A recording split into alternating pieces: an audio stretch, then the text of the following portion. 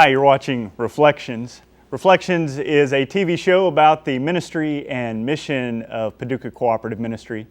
PCM is a local help agency here in Paducah that helps out those in our community who sometimes need a little extra help in their lives. Our mission is to do God's work with human hands. My name is Gottman, and I'm the lead minister at First Christian Church here in Paducah, and I'm excited today to welcome our three guests who are here to talk to us about an exciting new program called Breaking Barriers and how that ministry is changing our community. So I want to welcome our three guests today. It's good to welcome Christy Batts, who is the Executive Director of Crossroads Incorporated, Karen Burton, who is on staff at Paducah Cooperative Ministry, and Eloise Brown, who is a facilitator with the Breaking Barriers program. Welcome to all three of you. Thank you. Thank you. I want to start out and ask you, Karen, to describe Breaking Barriers and how that got started, and then also to talk a little bit about the Fresh Start Project and that ministry at PCM. Well, Breaking Barriers is a derivative, if you will, from the Fresh Start Project, and its Fresh Start started about 2007. I had been doing jail ministry with my church, and out of that came a compassion and an empathy for the young ladies that were in the jail situation. I found out that they were wanting to do something different, wanting to make a change, but didn't know how to do it. And at that time, I didn't know what to do for them. I just knew that something had to be done. So that day, after I had visited the jail, I went to Heidi, who is our executive director at PCM, and I said, Heidi, is there something that we can do for these young ladies in the jail? I just have a compelling compassion for them to do something. I don't know what. And she said, you know, it's funny you should ask that. I just got an email about this military property, and they're wanting to give it to a project that would help homeless people. So maybe we can incorporate that with this and come up with something. She said, write me a proposal. And out of that, we came up with the Fresh Start Project that would house young women coming out of jail, the McCracken County Jail to start, about 8, and in a residential facility, help them with life skills, budgeting skills, learning skills, processing their thinking towards a different end, and that's what happened.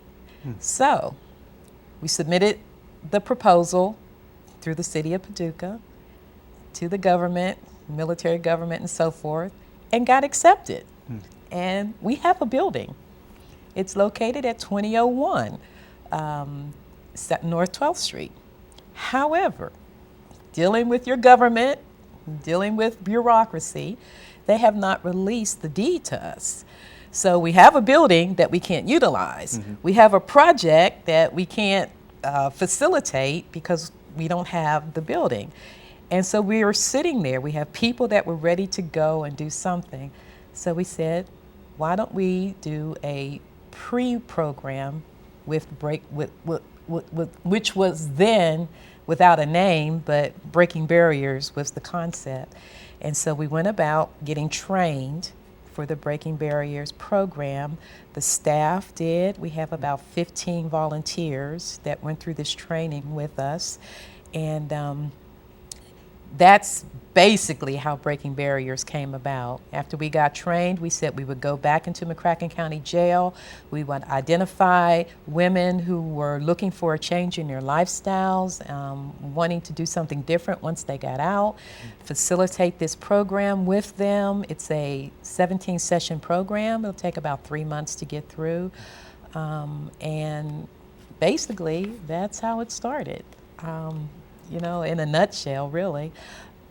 We've had great success with it. We have about 8 women that are down there that are taking this program. They are excited about it. They're using the terminology. They are embracing the concepts of the program. I mean, it is just great. It does my heart well to see that what started as a thought, an idea, is turning into something that is really going to be effective in this community. That's wonderful. And how many women can go through the program at any one time? Well, right now there's 8. I mean, we're just kind of, treading water right now. We'd like to see as many that want to go through it. But right now we've identified 8. They're not necessarily the 8 that will go through the Fresh Start project. But they are 8 that when they get finished with this Breaking Barriers program, they will be well equipped with the right tools to be able to effect a change in their life. Eloise, I know you've been a part of the program and facilitating, and could you tell me how you got involved in some of the changes and some of the wonderful things that you've been seeing take place? Well, I was in the housing program for Paducah Cooperative Ministry, and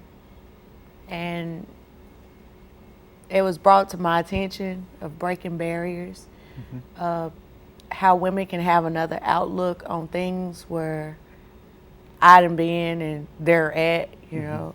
And I say yeah, because it was time for me to make a change, a big change.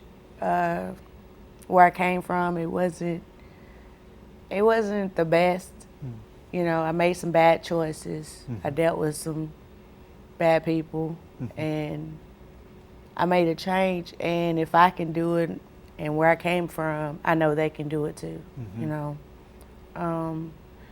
it helped me out a lot to meet Miss Karen, because I was stuck in a rut, and a rut is like one of the chapters in there. You know, you get stuck in a rut, and I was in a rut, and I didn't know how to get out. And she brought it to my attention, so I went to the meeting. You know, at first I had that frame of mind of, okay, I might do it, I might not. You know, but it caught my attention off the top. So since then, I've been working with Breaking Barriers and still working the classes at PCM.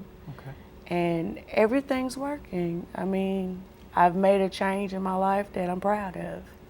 And with Breaking Barriers, it gives you an easier way to look at things. Some of the things you look at, like they call it self-talk. It's like I can take what you say and turn it into what I want you to say. And that's what I used to do a lot. You know, when you're growing up, you hear all sorts of things, you know, and that sticks with a person as they grow. And you will always think that you're less than the next person, which you're not. But as growing up in a broken home, that's what you would think, you know. So with Breaking Barriers, they gave me the opportunity to reach inside me, find me. Don't go off what somebody done said in your past, where on that one right here, I had to change the things that was negative in my life, you know. As they call it, I had my window of concern, Belief window. but my belief window was kind of like messed up. Okay. You know? And with the help of Miss Karen and Miss Heidi and all the other ladies that's at PCM that's going through this with me, that really helped me. They helped me more than they know they'd help me. Okay. And I just want to help somebody else. Sure. And you mentioned there are 17 different life skills Sessions in the program. program. Okay. And what are some of the skills that are taught, some of the modules in that session? Well, one of the things, and I just have to say that we are so proud of Eloise. I mean, from when she came to us as a broken person, hard in the face, and just angry at the world, to where she is now. And it's not so much anything that we all did for her. It was what she reached down inside to get for herself. And that is the main component of change, is to first become aware that you need change and want change. And that's what she did. And she did that on her own. We just gave her the tools to work with. And that's what we teach in the Breaking Barriers, to give you the tools that you can work with, to identify what your belief windows are and what you grew up with that has made this part of you, inside of you, and how to effectively go about changing that. Christy's real good at that too. Well, Christy, you're at Crossroads, and our viewers would probably like to know what Crossroads is about and how that fits in with Breaking Barriers and that programming. Well, at Crossroads, we monitor misdemeanor probation. Basically, a client will be given conditional discharge time, which is a jail sentence that they do not have to serve, but they may have some obligations that they have to fulfill in order to not have to serve that jail sentence. And we monitor that, and we report back to the courts and make sure that their court-ordered obligations are finished. And if they're not, then they normally will end up having to serve that jail sentence. So for me, it allows them to stay with their families, allows them to keep their jobs, you know, allows the next generation not to see a parent going in and out of jail. I mean, you know, there's so many wonderful things about it. And that's how I came to be involved with Breaking Barriers. Basically, you know, we have the court-ordered obligations, but this was something that was just so powerful that I thought, well, I want to be involved with that, you know, with the Paducah Cooperative Ministries. Someday I would love to see classes in Crossroads. I would love to see that as part of Crossroads, where, you know, they could have them. They could have the classes in the jail, but then also they would have anyone would have the opportunity to attend that class, because it is a powerful class. And Karen was talking about the tools to make change. I think that's what I like so much about this program. You know, in a world that's filled with self-help books and self-help tools, and you know, they tell you these steps that you have to follow and almost name your problems for you, and this program doesn't. It gives you tools, and you really search for your answers, and you search for you know, you search for your own problems, you search for your own answers, and it allows you to kind of, like you said, kind of dig into yourself and look, and it just gives you tools and gives you the equipment to, you know, such we talked about the awareness. You know, you can't solve a problem if you're not aware that there is a problem. Once you're aware of that, you know, you identify it as a rut. You know, I've always looked at ruts as, you know, well, I've worn the same hairstyle for 15 years or whatever, and that's not the type of rut we're talking about. We're talking about behavioral ruts. Where you do the same thing all the time. You do the same thing over and over and over again, but expect a different result. Sure. And so at some point in time, you have to plug in that rut. There's a model in the book that is, it's phenomenally powerful. You plug your beliefs in, you plug your actions in. As you go through this model, you show your result, which feeds back to the very beginning as to your belief. And one of the most important questions and the most impactful question for me was, the very last question says, will this serve my long-term needs? And for me now, that question is at the forefront of every decision I make now. You know, whether I'm buying patio furniture, whether I'm, you know, whatever. Eloise laughs because I talked about digging a hole in my backyard to put a little pond in. And my husband and I set it down in there, and the liner was above the ground a little bit. He said, we can stack up rock to it, you know. And I said, oh, no. Is this going to meet my long-term needs? And he's going, you know, it's 102 degrees outside. We're in the sun, and I'm out there digging like a mad woman, talking to myself about how this isn't going to meet my long-term needs. I'm going to want it dug up in 3 weeks. I'm not going to like it. And I'm out there throwing dirt over my shoulder. And he's just kind of standing there looking at me. But when we put the liner in and it went all the way in, I'm like, yes, now that will meet my long-term needs. And so I ask myself that before I buy anything now, before, you know, if my husband and I are in an argument, is what I'm fixing to say to him going to meet my long-term needs?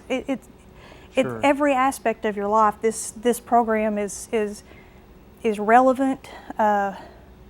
It's just completely usable. So it's about evaluating your behavior, finding the behavior that you want to have, and then the feedback loop of, is this meeting my needs long term, and helping you set goals in the future. Right, Yeah.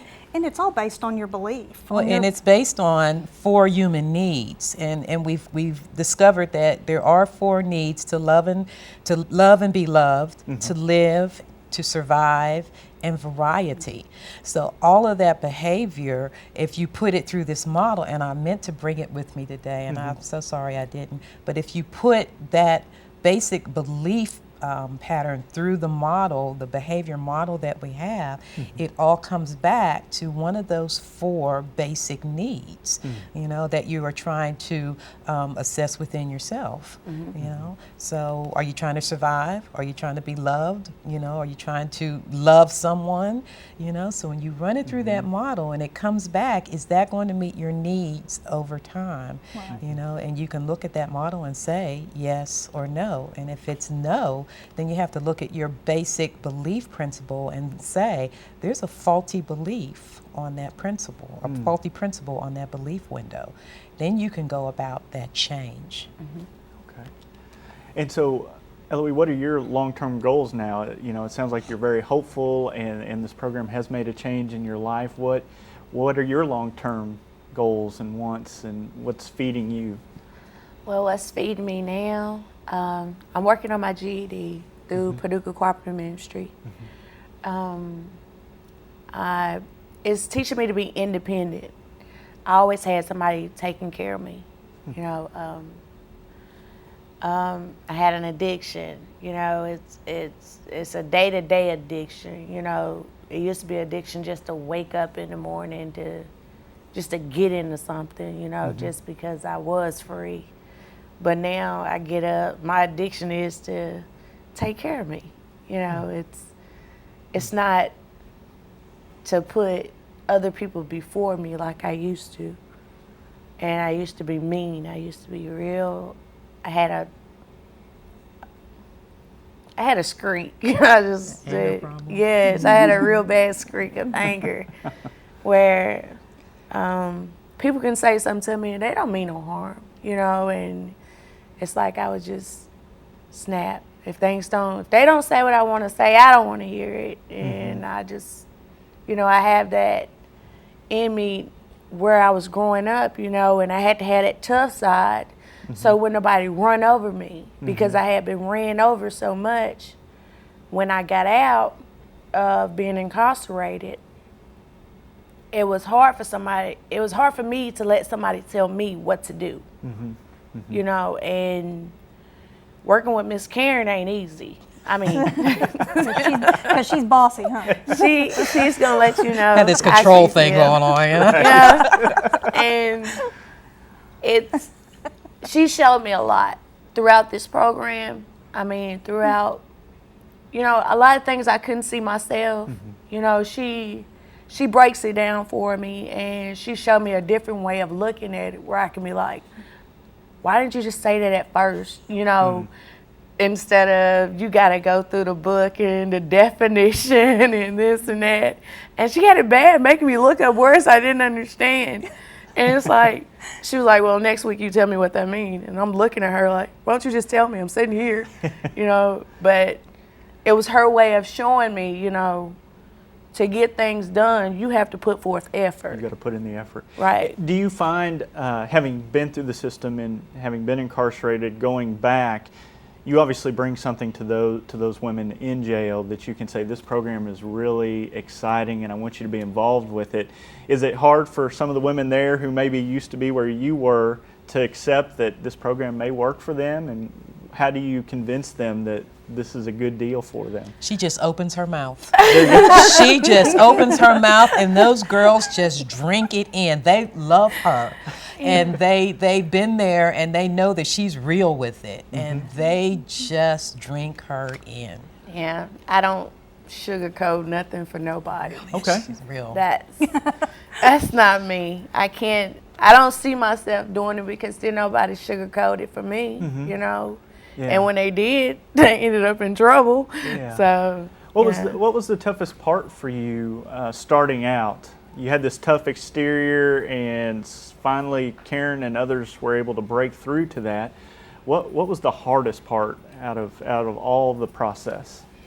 the hardest part was opening up, communicating with them. That was the hardest part. I mean, I had trouble with talking to people. You know, if it wasn't mean, I wasn't gonna open my mouth, or if it wasn't gonna hurt your feelings, you know, I really didn't have nothing to say unless I'm looking at you in a messed up way, you know. And I don't know, it just one day I just was like, I'm gonna get a shot, you know. And I froze when I started opening up, you know, because it was like, okay, you just in my life for a moment. You know, it's that's how it's been all my life. You're there for a second and then you're gone. You disappear. And then I'm left with me. So I got to roll all those feelings back up, and hopefully I don't hear it on the streets. You know, and it was tough. It was. So part of this program is knowing that people care about you and they're Right. going to stick with you. And then I assume that there's some kind of component that forms a support group, you know, as you're working with the ladies in the jail and as they begin to be released back into society. Is there a community component or a support group? Well, that's in the phase? works right now. We would like to have a mentoring support group for these ladies when they do get out. It would be at Paducah Cooperative Ministry, where they can come in if they're having problems, and we can sit down and, you know, reiterate what they went through in the program, or just talk. Just someone to be there, because I think that was the biggest thing that helped Eloise. There was just somebody there that cared, that she could talk to, she can blow off steam with, you know, and somebody that was not going to be affected by her attitude, her mood, or her anger, and let her calm down and then talk her through whatever problems or situations she was having. We talk about the circle of concern and the circle of influence in breaking barriers. The circle of concern is a great big outer circle, and that's the circle of all the things we worry about, the things we can do nothing about, okay? And that's where we spend so much of our time, in that big circle of concern. And you feel no power there because you can't do anything. But the circle of influence is that small circle inside that larger circle. That's the circle where we have empowerment. That's the circle where we can do something about our situations and our circumstances. So when that circle of influence enlarges and overtakes that circle of concern, which is what's happening with her now, then you start to get that holistic type of behavior. Sure. How many women have gone through the program so far, and when did the program officially get started in the system? We started this summer, the Breaking Barriers. Breaking Barriers. We went through 15 volunteers went through the Breaking Barriers, and it ranges from professional women like Christy, teachers, homemakers, ex-alcoholics, pastors. So we had a whole different walk of life that went through the program. We had a facilitator come from South Palo Alto, California, that stayed for a week and took us through this program ourselves. And even us who went through it discovered so much within ourselves, you know, that we didn't necessarily know was there. I went home, I think one night I went home and everything I did, I had what I would call an aha moment. Okay. I mean, literally almost every thought I had, I came in the next day and begin to tell them about it. And the person who was facilitating to us, he says, "You got it," because I began to see beliefs that once they were revealed to me, they didn't make any sense whatsoever. You know, Okay, sure. they literally, some of them were just ridiculous, and it was tiny things, but all those tiny things that make me who I am. You know, what you believe is going to dictate your actions and rules in your behavior. life. You know, Sure. like if I believe that all dogs are vicious, that's one of the examples they get, then you've got your if then. If I see a dog, then I'm going to run. Sure. Or what, I'm going to, kick it. What, and so, we all believe we control ourselves, but we don't actually make our own rules. Our beliefs dictate our rules, and these are spot on. One decision after another. Sure. And so you get that belief changed, you get your action changed, you get your end result changed. Yeah, and to get those end results, I guess my question, because our time's starting to run out, what kind of things do you need help with from the community? Ways that people can get involved, needs that Breaking Barriers currently has to help the program go to the next level, or to incorporate more ladies into the program? What kind of things would be helpful for someone watching who might want to help out? Well, Heidi's big word is always educate. To educate the community that there is a problem. There are homeless women coming out of jail, and there's a need to have them placed somewhere. So if you want to volunteer, at PCM, we will always try to find a place for you to do that. Not so much necessarily with Breaking Barriers right now, but later on in the mentoring part of it, later on when we open up the Project Fresh Start, there'll be need for volunteers and mentors. Financially, we're going to have to fund the Fresh Start project. If there's someone out there where this type of ministry touches their heart, contact PCM and, make a contribution and donation towards his project. Is there a cost for the materials per person to be trained? What are some of the costs? I think it was like $500 per person to do this. Okay. And for 15 people, that was quite of an expense. Sure but, it was. After they come out of the jail, we still have to buy the books. Sure. And the books, are an expense. Sure, So. and that allows everyone to have one, and they keep those. Exactly. And that's part of the Right. process. Exactly. Yeah. Well, I am so grateful for each one of you being here today. I want to thank Christy Batts from Crossroads Incorporated being here. I want to thank Karen Burton from Paducah Cooperative Ministry, and Eloise, I want to thank you for sharing some of your life story and some of how this program, Breaking Barriers, has helped out. It's because of all the individual supporters and the 40-plus congregations and faith groups here in Paducah that allow ministries and programs like this to take place. And so we encourage you to continue to pray for and to be active in Paducah Cooperative Ministry. If you want more information, please contact Paducah Cooperative Ministry. You can go online and check them out at paducahcoopministry.org. You can find out all the ministries that Paducah Cooperative Ministry offers, ways you can get involved, and you can even watch this program online just by going to Paducah Channel 2 and looking it up, or even going to the PCM website. I'm Jay Gottman from First Christian Church, and we thank you for watching and thank you for being a part of Reflections today. In mission.